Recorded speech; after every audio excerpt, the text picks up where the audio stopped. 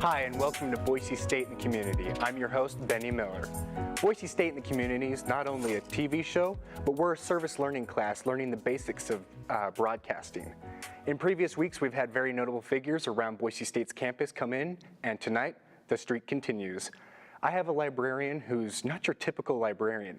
She's a master of collaboration, networking, and helping people. Please allow me to introduce Professor Amy Vecchione. Thanks for having me. Thank you for coming on to our show. I'd like to start off with how librarians are known, for whatever reason, to be only saying shh and reading books. I don't think that's entirely accurate, and I would love for you to elaborate on exactly what a librarian does. Well, first I want to say that I am shushed much more often in our library than I shush other people. I don't think I've ever shushed someone, but I've gotten shushed by students in the library. And that's partly because I do run a makerspace. And in our space, we create new information. A lot of librarians and a lot of what our field does is provide access to new information. You might think of it as giving books and letting you have access to books and databases and articles, but we like to help create information on the campus. And so sometimes that means we have to be very loud. And I get shushed. And that's very understanding. When you're a source of information, you need to be able to express that, information. And with that, language and talking and speaking, you're able to make connections with people. And what kind of connections do you perform during your daily tasks as a librarian that gives this opportunity for people to come together and speak? So today we had about 21 students ages 5 through 10 come into our makerspace to learn how to do 3D design. And 3D design is where you essentially make something in 3D to 3D print or to model, right? And so we had these kids, ages 5 through 10, come in. Part of the reason we get loud is we try to get them excited. And so they were all screaming about how they were makers in the library. And that's really thrilling for them. They make cool things. Sometimes they make robots that make sound. And that can be loud. It's a little bit disruptive. And so that's part of what we do in the space. But mostly we connect students to other learners. We allow them to acquire new information and then share that information as they learn it to build new things that didn't exist before. Mm-hmm. With those children starting at such a young age, 5 to 10 years old, being able to create 3D images and maybe bringing them to life, how do you think that works with them growing up as children getting this technology so early? I think that for them, this is normal. They expect that the library is going to be like that for them in the future. So when they go into public libraries, all around the Treasure Valley, you'll find 3D printers. And so that's the new normal. They're not going to see a library as just a place to check out books. It's a place to go with your startup. I'm going to be drinking this water right now because your own I'm website. thirsty. That's what they're going to end up doing as they get older. There we go. All right. And bringing that technology, I'm glad you're wearing blue too. They've grown up with it, and then bringing it to them still, they're going to be expecting that, like you said. And I really appreciate the aspect you give to them of seeing all this technology in motion. And I really want to know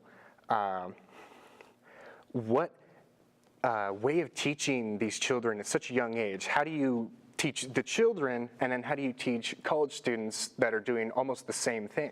Right, so we focus on experiential learning in our makerspace, and a lot of that is learning from failure.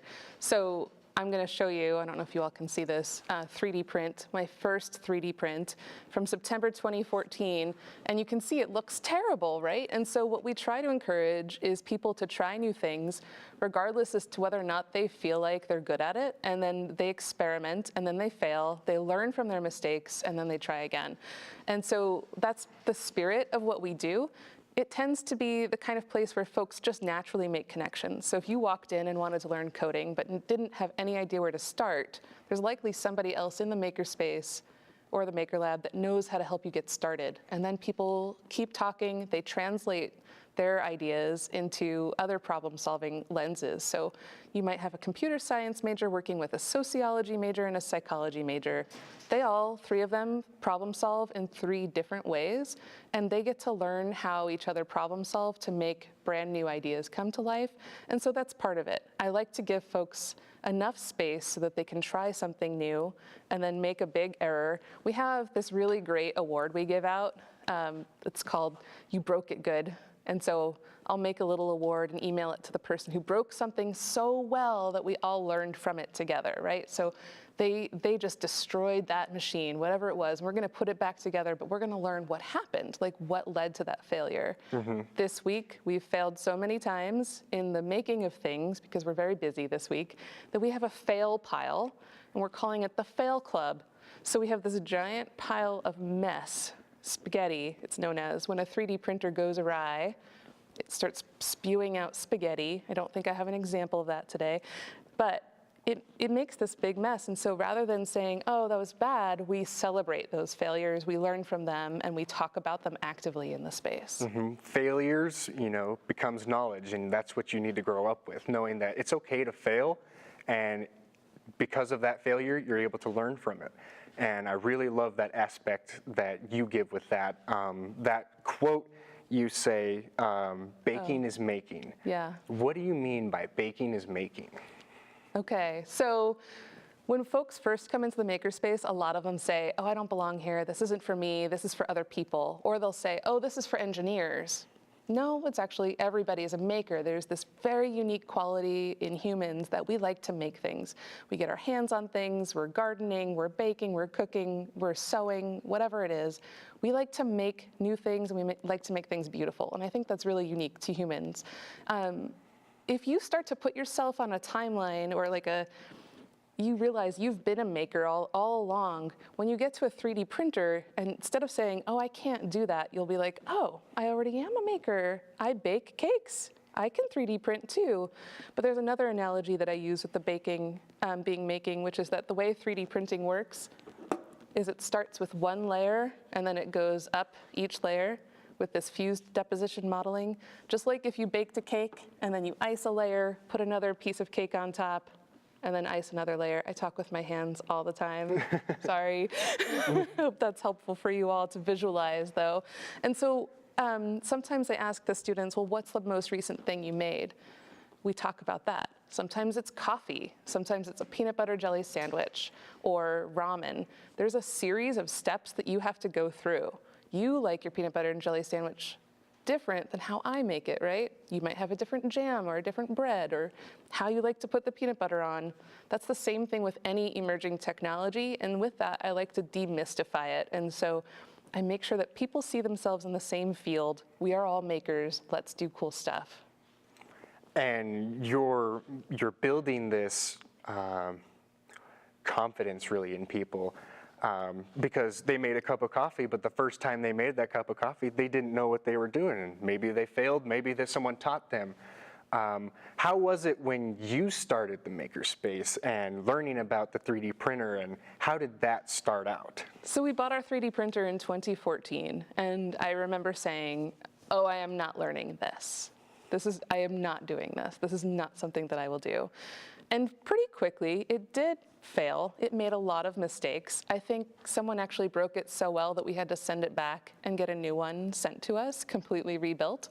And I was completely intimidated. I would look at the software and say, there's no way I'm doing this. And now, I guess it's 5 years later, and I am now an expert on 3D printing, which I don't think I ever thought I would get to.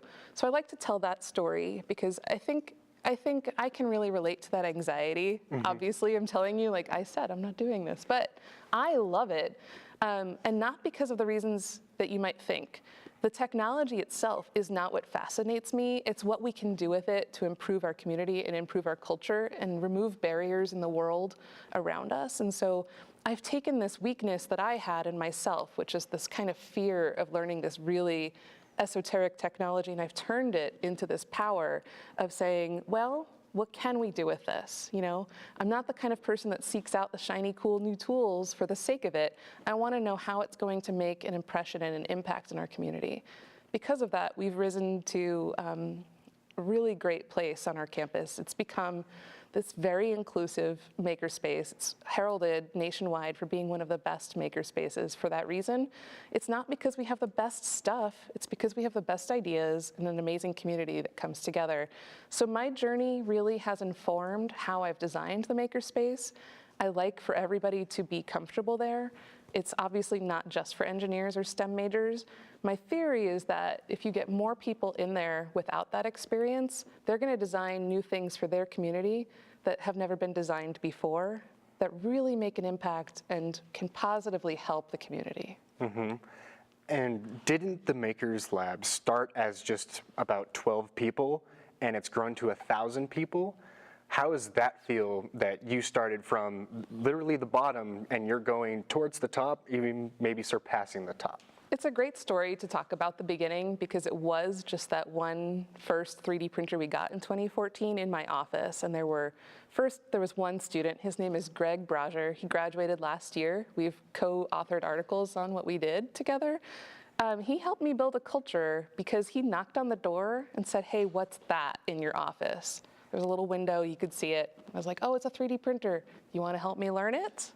He went back and found some more friends, and slowly we had 12 people hanging out in my office. Eventually it got to the point where I left my office and just left these students there working with a 3D printer. And that's how it kind of started growing. It's organic, it's word of mouth for the most part. People like to come together. How does it feel to have that many people in that kind of success? I think it means we're doing the right things. I don't see a lot of other college campuses having as much engagement as we have, and I'm just gonna celebrate that for a moment. That's not really about me, that's about that community of people that have learned how to work with the technologies to make people's lives better. Mm-hmm. And what were some of the first ideas to start helping people? What was that first thing that was like, let's design this first model? Here's the first thing. We had a psychology student, he was a TA, Donovan K, and he's published on this since. He worked with Anthony Reynolds, who also was in psychology at that time, who now works in the simulation lab over in the Norco building, and another professor named Brian Stone. I don't know if you all can see this or understand what it is. This was the first prototype they built to help a blind, visually impaired learner understand normal distributions. And that's a psychology statistics model that they use. I don't know much about the content. Donovan would talk to me about it a lot, but I knew how to help him create new information and connect him to the right people so that he could build it.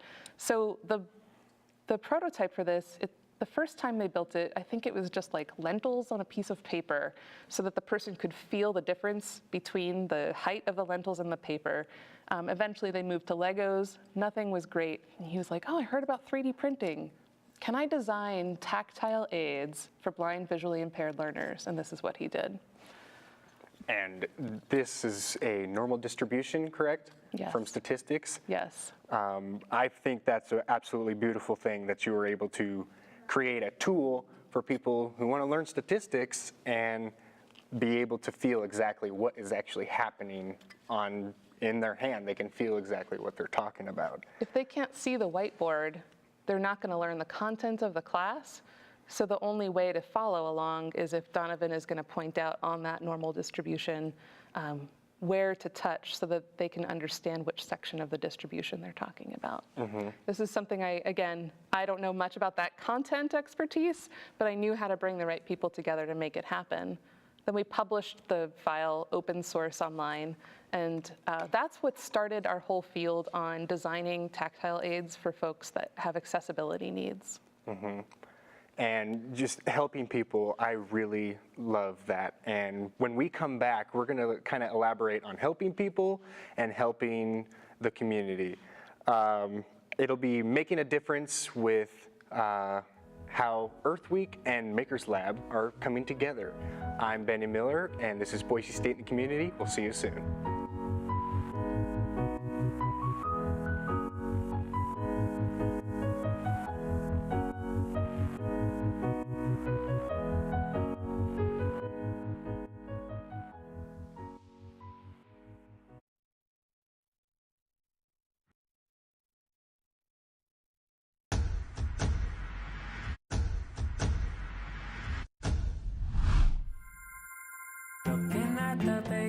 blue sky, thinking whether you and I will ever fall in love. I know for me it'll be so.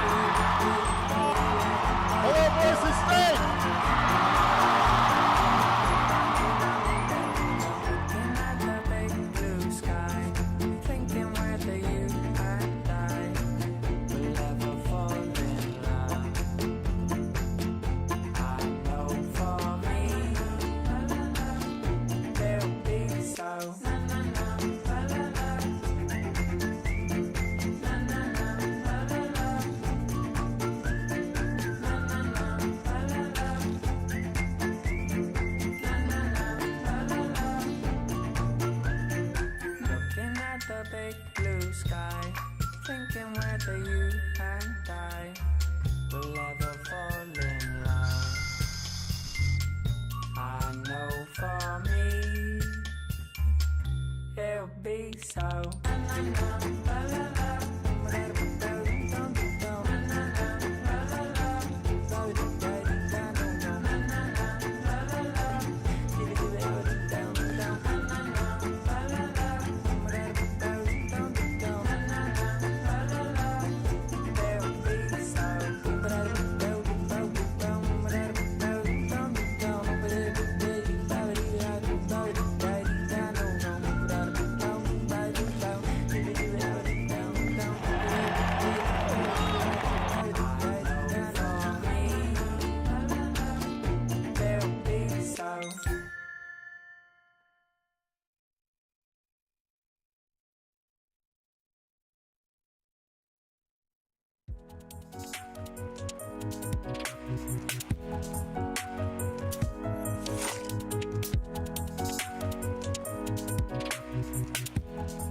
Hi, and welcome back to Boise State and Community. I'm your host, Benny Miller, with my special guest, Professor Amy Vecchione.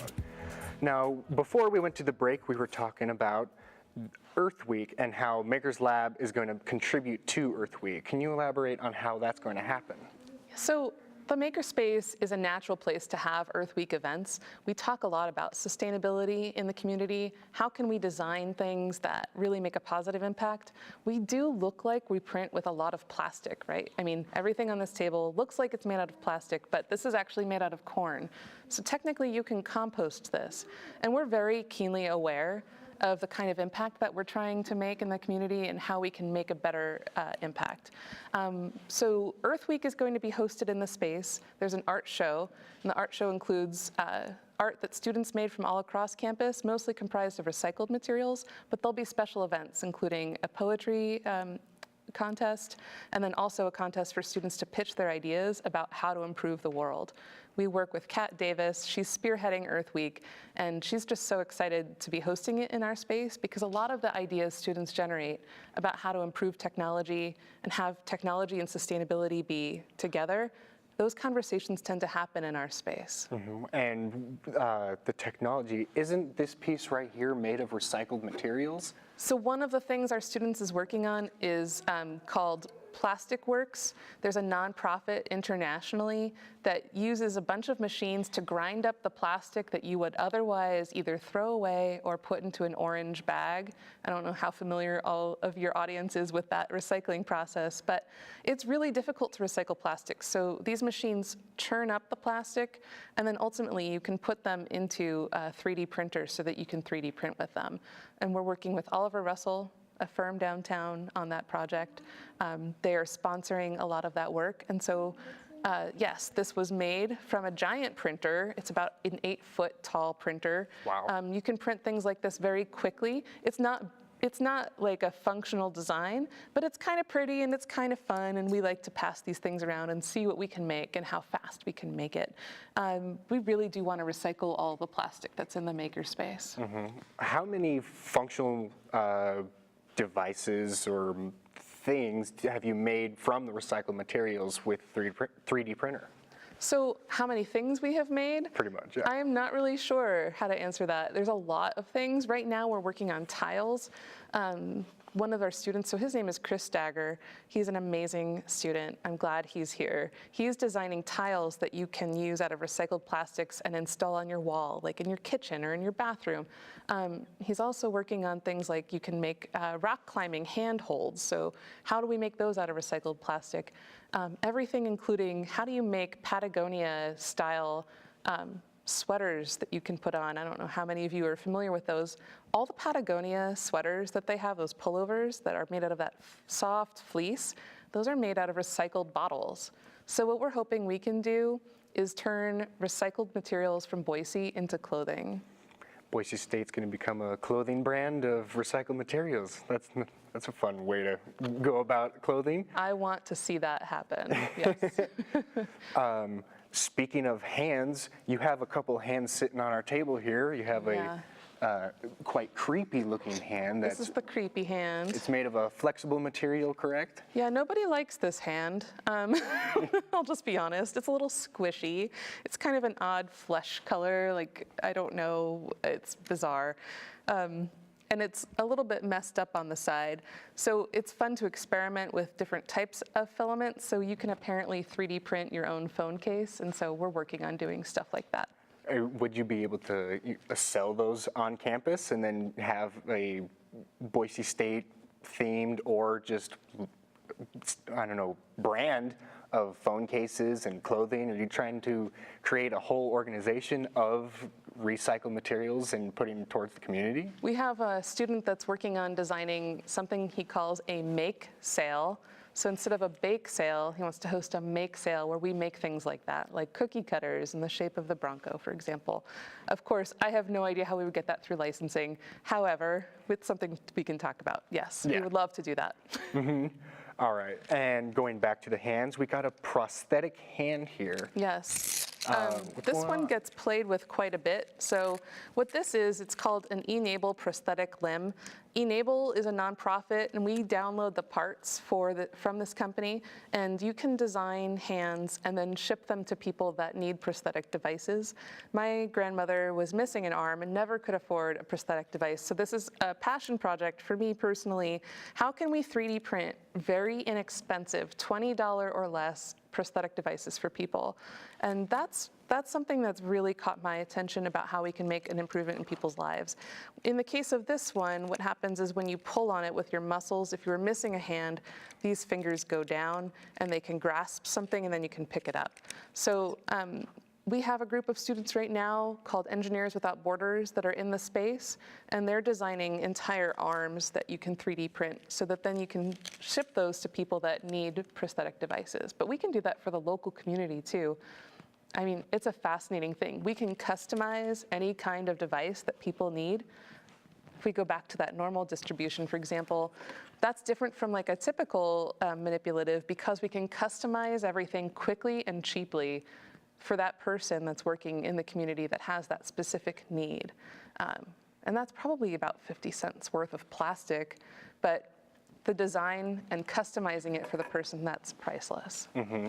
And having it be so cheap, that's just a great door to having such cheap materials given to people who really need it.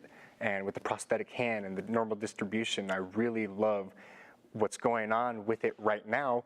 What is going to be happening in the future with Makerspace and the Makers Lab?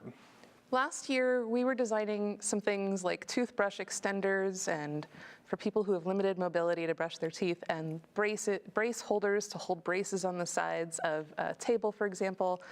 We're working with some public schools right now because a lot of the students in the schools have assisted technology needs, and they can sometimes have very limited mobility. Let's imagine they can only tap something twice for no and once for yes. And that's the only way they can communicate at the school.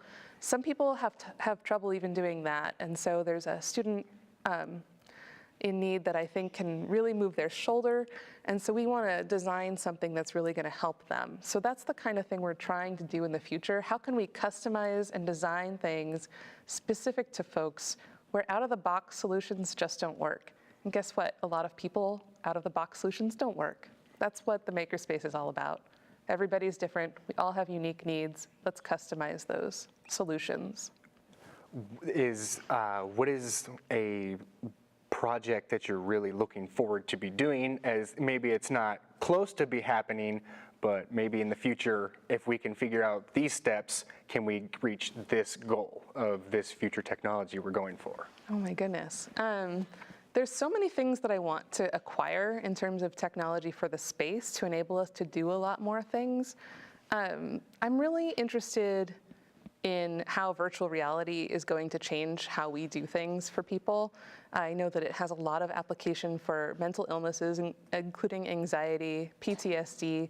So I'm really curious if we can start experimenting in that area and learn how to democratize access to virtual reality so that folks can start designing things. You're going to be going more into the psychological side of helping people, not just the physical, the psychological side. I really appreciate that as well. What do you think is something that isn't 3D printing that could be created to help someone like that? That's not 3D printing? Yeah, sure. So I think it's interesting. Our community really brings up those ideas, right? And so I'll say that broadly. What I like to see is folks finding that need in their community, however they define it, and then they say, oh, they need to solve this problem, and then they define that and come up with a solution. I think with virtual reality, if you're afraid of heights, for example, I know we can use virtual reality to do training so that folks can begin to feel less anxiety as they go up into high places.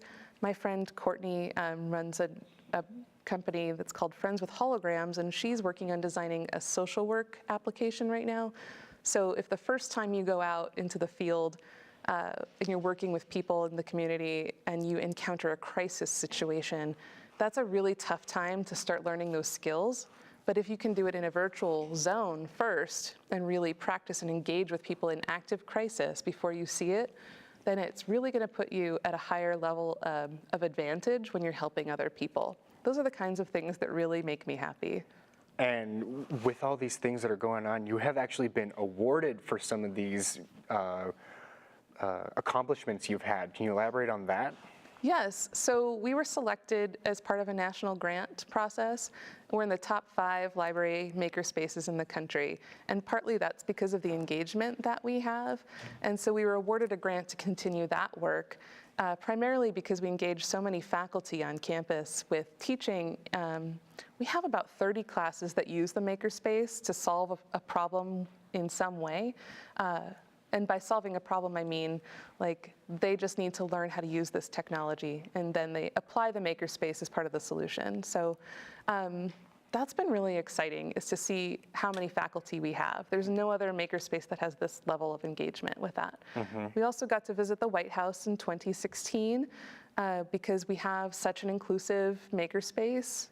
We have possibly among the most inclusive makerspaces in the country. And so we were able to present on that topic at the White House, which was very, very exciting.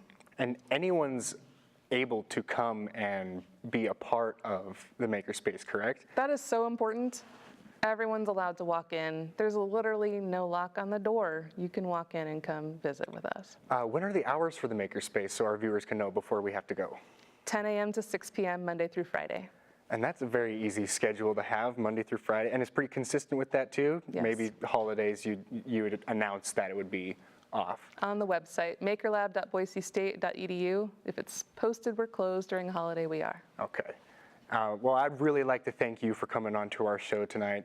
It's meant a lot to me for what you're doing with the community, and I know everyone who's a part of what you're doing knows that even though you're the facilitator and you don't feel like you're a part of it, you are definitely a part of creating all this connection and networking. And I'm just, once again, I just love to thank you for coming here tonight and allowing me to ask you questions about that. This has been a great honor. Thank you so much for having me on. Of course. And I would also like to thank my director, Keegan Kernodle, my producer, Chloe Scott, and my TV studio manager, Bryce Cornwell. Up next, next week actually, Bryson Schmidt is going to be interviewing Mary Rice about environmental impact on our community. I'm Benny Miller, and this is Boise State in the Community.